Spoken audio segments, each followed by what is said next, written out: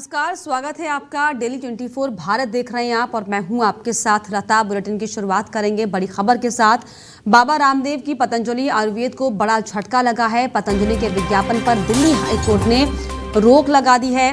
बाबा रामदेव की पतंजलि को 72 घंटे का अल्टीमेटम भी दिया गया है। ये बड़ी और अहम जानकारी। सिर्फ पतंजलि का प्रोडक्ट असली है, बाकी धोखा है, ये कहना गलत है। ये दरअसल हाईकोर्ट की तरफ से कहा गया है। इसके अलावा पतंजलि का स्टेटमेंट च्यवनप्राश की सभी बाकी जो कैटेगरी हैं उसको बदनाम करने वाला है। ये दरअसल सख्त रुख हाईकोर्ट की तरफ से अपनाया गया है। तो आपको बता दें, ये बड़ी और अहम जानकारी जिसमें दिल्ली हाईकोर्ट ने पतंजलि आयुर्वेद को वह विज्ञापन प्रसारित करने से रोक दिया है जिसमें अन्य च्यवनप्राश को धोखा बताया गया था।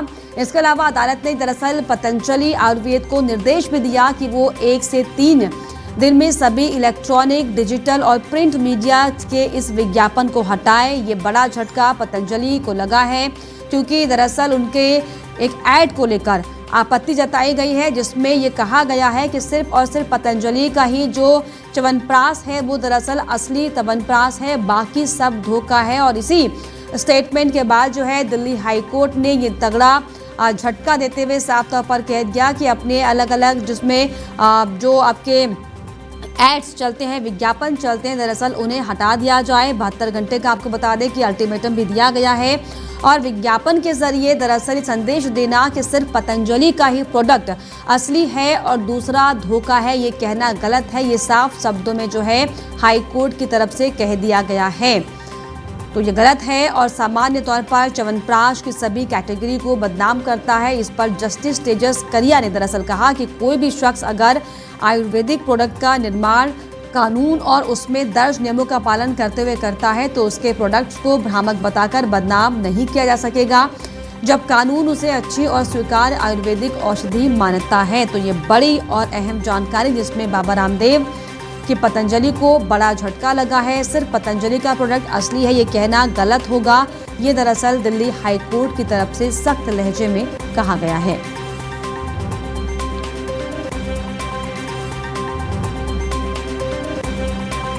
तो बड़ी और अहम जानकारी दरअसल आपको बता रहे हैं।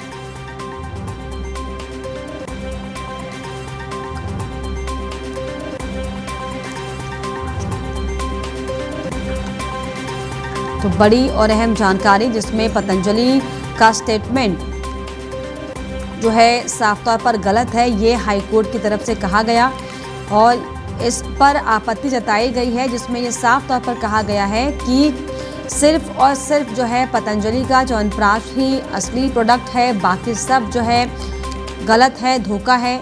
पतंजलि का ही प्रोडक्ट असली है और दूसरे धोखा है, ये कहना गलत है। ये दरअसल दिल्ली हाईकोर्ट की तरफ से साफ तौर पर पतंजलि के प्रोडक्ट्स पर ये बयान दिया गया है और इसी पर ज़्यादा जो है बातचीत के लिए हमारे मैनेजिंग एडिटर रमेश ठाकुर जी हमारे साथ जुड़ गए। रमेश जी, जिस तरीके से ये बड़ा झटका पतंजलि को लगा है क्योंकि साफ साफ हाईकोर्ट ने सख्त लहजे में कह दिया कि पतंजलि का प्रोडक्ट ही असली है और दूसरे धोखा ही कहना गलत है। देखिए लता जी, इसमें क्या होता है, पतंजलि का मामला कोई नया नहीं है। ये पहले भी हाईकोर्ट में भी जाता रहा, दिल्ली हाईकोर्ट में, उससे पहले सुप्रीम कोर्ट ने भी लताड़ लगाई थी। इनके जो मेन मामला ये है कि इनके जो प्रोडक्ट वहां से जो जारी होते हैं उनमें जो बड़ी बड़ी बातें कही जाती हैं और फिर जब जो ग्राहक होते हैं उसको इस्तेमाल करते हैं तो वो चीजें वो इस्तेमाल में नहीं आ पाती हैं। कहा जाता है कि एक निकला था पाउडर की जिसके चेहरे पे अगर दाने वाने अगर वो लगा ले तो हट जाएगा। तो उसमें लोग ग्राहकों ने लगाने की कोशिश करी, खूब लगाया भी, बिका भी, लेकिन उसके बाद में वो चीजें ज्यादा इम्प्लीमेंट हो नहीं पाई। तो ये लेके ये याचिका फिर जाती है हाई कोर्ट में। उसकी हेयरिंग हुई है, काफी देर से ट्रायल भी इसका चल रहा था, लेकिन अंततः क्या हुआ, कोर्ट ने माना कि पतंजलि के जो प्रोडक्ट हैं वो गलत हैं, फेक हैं। तो उसी को लेके फिर बीच में हर्जाना भी होगा, आपको अगर पता हो तो एक बार कई करोड़ों का हर्जाना इनके ऊपर डाला गया था और कई सारे प्रोजेक्ट से उनको प्रोडक्ट को बंद भी कर दिया गया था। जी वाकई एक बार फिर से जो मुश्किलों में फंसते हुए दिखाई पड़े बाबा रामदेव, बहुत शुक्रिया आपका। तो जिस तरीके से आपको बताएं कि इसके पहले भी जो है कई बार इस तरीके से हर्जाना लग चुका है और कई आरोप लग चुके हैं कि जो पतंजलि में प्रोडक्ट बनते हैं दरअसल वो कहीं ना कहीं मिलावट वाले हैं, और ये जिस तरीके से जो पुष्टि की जाती है पतंजलि की तरफ से ये करना गलत है। और एक बार फिर से इसी के मद्देनजर दरअसल आपको बताते चलें कि दिल्ली हाईकोर्ट ने सख्त लहजे में कह दिया है कि 72 घंटे के अंदर साफ तौर पर जहां पर भी आपके जो एडवर्टाइजमेंट चल रहा है, जो विज्ञापन चल रहा है, उसे हटा दीजिए, क्योंकि साफ तौर पर ये कहना कि सिर्फ हमारे प्रोडक्ट असली हैं बाकी नकली हैं, ये गलत है।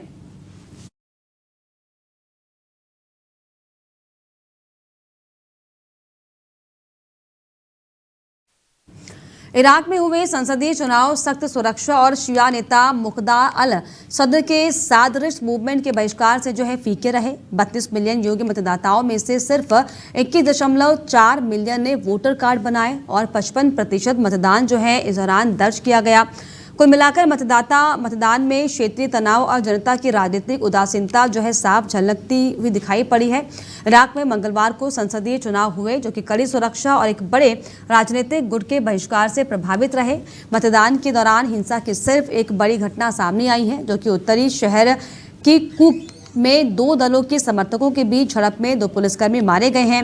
वहीं चुनाव अधिकारियों के अनुसार पंजीकृत मतदाताओं में से 55% ने वोट डाला, लेकिन कुल 32 मिलियन योग्य मतदाताओं में से ही सिर्फ 21.4 मिलियन ने ही मतदाता कार्ड बनवाए हैं, जो कि 2021 के चुनाव में 24 मिलियन से कम है। आपको बता दें कि ये चुनाव ऐसे समय पर हुआ है जब क्षेत्र में पिछले 2 सालों में बड़े बदलाव हुए। उदाहरण के तौर पर गाजा और लेबनान में युद्ध, इजराइल ईरान संघर्ष और सीरियाई राष्ट्रपति बशर अल असद के पतन जैसे घटनाक्रमों के बीच। ऐसे में अमेरिका भी इराक सरकार पर ईरान समर्थक सशस्त्र गुटों के प्रभाव को कम करने का दबाव बना रहा है। दूसरी ओर प्रधानमंत्री मोहम्मद शिया अल सुदानी ने कहा कि ये चुनाव जनता की लोकतांत्रिक प्रक्रिया के प्रति प्रतिबद्धता को दर्शाता है। 2003 के बाद सिर्फ एक प्रधानमंत्री को ही दोबारा मौका मिला है।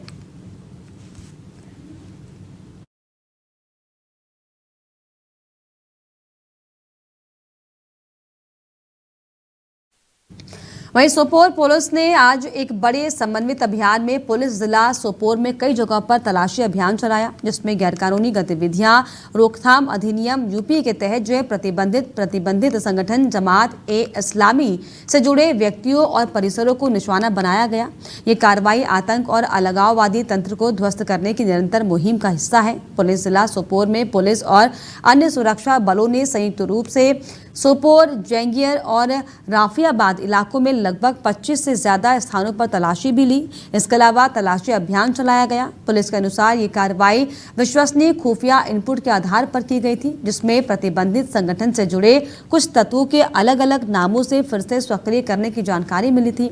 तलाशी के दौरान महत्वपूर्ण दस्तावेज, डिजिटल उपकरण और प्रतिबंधित संगठन से संबंधित मुद्रित सामग्री बरामद की गई है, जिन्हें जांच के लिए जब्त कर लिया गया। वहीं कई व्यक्तियों से पूछताछ भी की जा रही है। इसको लेकर पुलिस ने बताया कि यह अभियान आतंक और अलगाववादी नेटवर्क की वैचारिक और लॉजिस्टिक संरचना को समाप्त करने की रणनीति का एक हिस्सा है।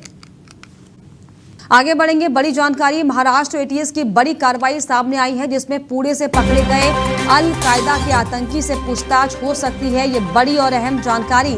दिल्ली ब्लास्ट मामले में दरअसल जुबैर से पुलिस पूछताछ कर सकती है। पुणे की एक बड़ी आईटी कंपनी में जुबैर जो है काम करता था, पेशे से इंजीनियर है अल कायदा का आतंकी जुबैर। ये बड़ी और अहम जानकारी। पुणे की एक बड़ी आईटी कंपनी में जुबैर जो है वो काम करता था और पेशे से इंजीनियर है अल कायदा का आतंकी जुबैर। अहम जानकारी, जिसमें जुबैर पर आतंकी संगठन में कई लोगों को शामिल करने का आरोप लगा है। तो महाराष्ट्र एटीएस की ये बड़ी कार्रवाई, जिसमें अब जो संदिग्ध इसमें लोग सामने आ रहे हैं, उनसे लगातार पूछताछ का दौर शुरू हो चुका है। इसी कड़ी में दिल्ली ब्लास्ट मामले में अब जुबैर से जो है पूछताछ कर सकती है पुलिस, ऐसी जानकारी सामने आ रही है, जिसमें पुणे की एक बड़ी आईटी कंपनी में जुबैर काम करता था। इसको लेकर अब जो पूछताछ भी होनी शुरू हो सकती है।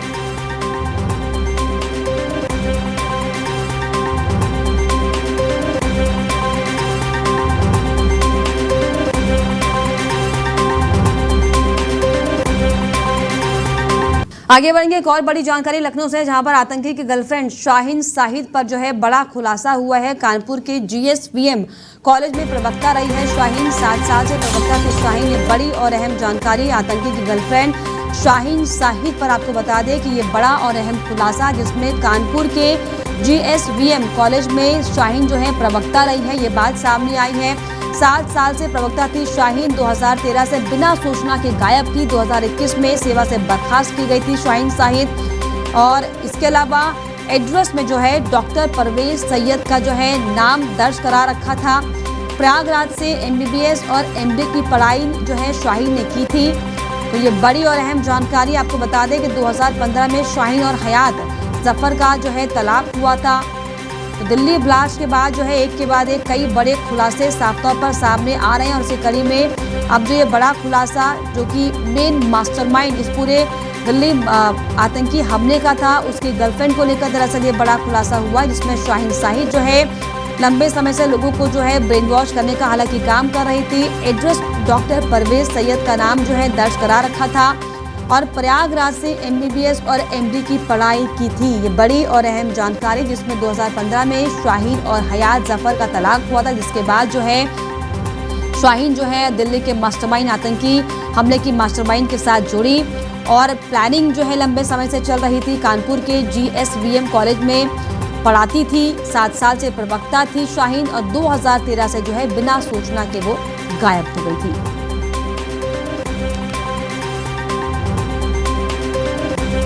ये बड़ी और अहम जानकारी आपको बता रहे हैं, जिसमें प्रयागराज से जो है एमबीबीएस और एमडी की पढ़ाई शाहीन ने की थी।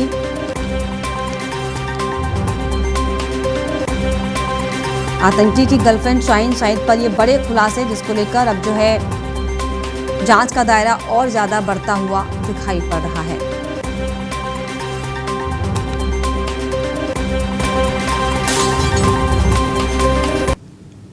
आगे बढ़ेंगे, मुजफ्फरनगर में हॉस्पिटल पर जो है छापेमारी से हड़कंप मच गया है, जिसमें जिलाधिकारी उमेश मिश्रा के निर्देश पर ही छापेमारी की गई थी। भ्रूण लिंग जांच की शिकायत पर दरअसल ये छापेमारी की गई है, और इसको लेकर आपको बताएं कि सीएससी प्रभारी को जो है निर्देश दिए गए, आदेश दिए गए हैं। तो ये बड़ी और अहम जानकारी मुजफ्फरनगर से, जहां पर जिलाधिकारी उमेश मिश्रा के निर्देश पर छापेमारी की गई है। शिकायत पर ये छापेमारी हुई है। आपको बता दें कि सीएससी प्रभारी को जांच के आदेश दिए गए। इसके अलावा ये पूरा जो मामला है शाहपुर के सोरम गेट का बताया जा रहा है।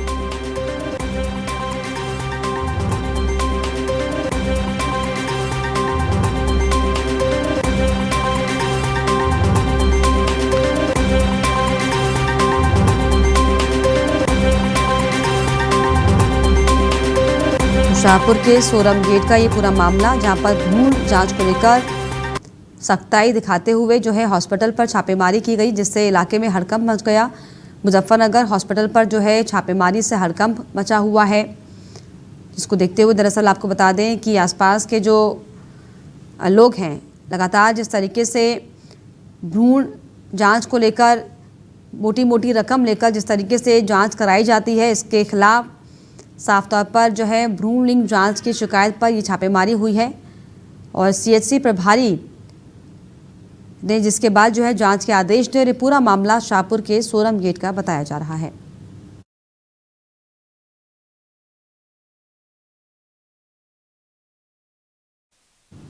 महोबा में खुलेआम जो है नियमों की धज्जियां उड़ाई जा रही हैं, जहां पर सड़कों पर धड़ल्ले से दौड़ रहे ओवरलोड वाहन की तस्वीरें सामने आई हैं, जिसमें ट्रैफिक चेक पोस्ट के सामने जो है लापरवाही दिखाई पड़ती है। यात्री वाहन में जो है तय मानक से ज्यादा यात्री भर रहे हैं। जी हां, महोबा में नियमों की धज्जियां उड़ाते हुए सड़कों पर ओवरलोड वाहन दौड़ रहे हैं। हाल ये हो गए हैं कि शहर में तय मानक से कई गुना ज्यादा यात्री भरकर बेखौफ दौड़ रहे हैं यात्री वाहन, जिसमें ट्रैफिक कर्मियों के सामने से जो है दर्जन भर से ज्यादा यात्री ई रिक्शा जो है साफ तौर पर कैमरे में कैद हुआ है। यातायात माह में प्रभारी की लापरवाही के चलते दरअसल नियमों का पालन नहीं किया जा रहा। शहर की ट्रैफिक व्यवस्था संभालने में प्रभारी टीएसआई नाकाम साबित होते दिखाई पड़ रहे हैं, क्योंकि जो तस्वीरें सामने आई हैं ये शहर कोतवाली कस्बा क्षेत्र के सुभाष पुलिस चौकी के पास ट्रैफिक चेक पोस्ट के पास की है, जहां पर साफ तौर पर दिखाई पड़ रहा है कि कैसे धड़ल्ले से जो है खुलेआम यात्री वाहन में तय मानक से ज्यादा यात्री भरे जा रहे हैं, जो कि ट्रैफिक पुलिस की कार्यप्रणाली को लेकर जो है कई सवाल खड़े होते हुए दिखाई पड़ रहे हैं।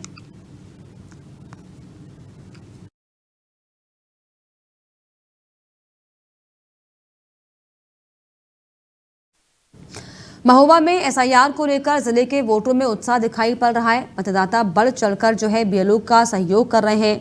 घर घर जाकर बीएलओ जो है एसआईआर के फॉर्म भर रहे हैं। जिले के तीनों तहसीलों में एसआईआर का काम चल रहा है, जिसमें लोगों से वेरिफिकेशन जो है लिया जा रहा है और घर घर जाकर बीएलओ जो है एसआईआर की पूरी प्रक्रिया को पूरा कर रहे हैं। जिलों में अलग अलग जगह पर जाकर एसआईआर की जो है लिस्ट तैयार की जा रही है, और जिसको लेकर खास बात यह कि महोबा के जो स्थानीय निवासी हैं वो भी इसमें बढ़ चढ़कर हिस्सा लेते दिखाई पड़ रहे हैं।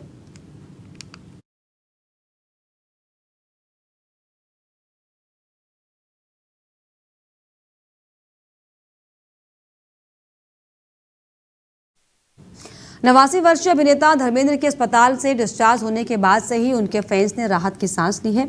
आज सुबह करीब 7:30 बजे धर्मेंद्र को अस्पताल से डिस्चार्ज कर दिया गया। डॉक्टरों ने पुष्टि की है कि अभिनेता की स्थिति अब स्थिर है और वे घर पर अच्छी तरह से स्वास्थ्य लाभ कर रहे हैं। आपको बता दें कि उन्हें सांस लेने में तकलीफ के बाद अस्पताल में भर्ती कराया गया था। इलाज करने वाले डॉक्टर्स ने कहा है कि धर्मेंद्र जी की हालत स्थिर है, अफवाहें ना फैलाई जाए।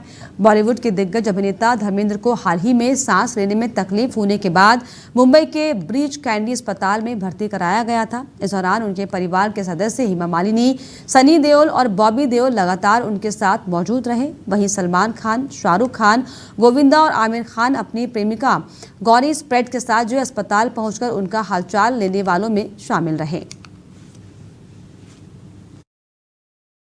Mr. Dharmendra Ji Deol has been discharged this morning from the hospital at 7:30 a.m. His recovery will continue at home. Shri Dharmendra ji आज सुबह 7:30 बजे बीचकैनी हॉस्पिटल से डिस्चार्ज हो चुके हैं। उनका ट्रीटमेंट और रिकवरी घर पे जारी रहेगा। Mr. धर्मेंद्र जी और इसी के साथ इस बुलेटिन में फिलहाल इतना ही। देश और दुनिया की तमाम खबरों के लिए आप देखते रहिए DL 24 भारत। नमस्कार। सत्ता की हर चाल पर हमारी नजर, जनता की आवाज सबसे पहले, सच की पड़ताल करेंगे हम।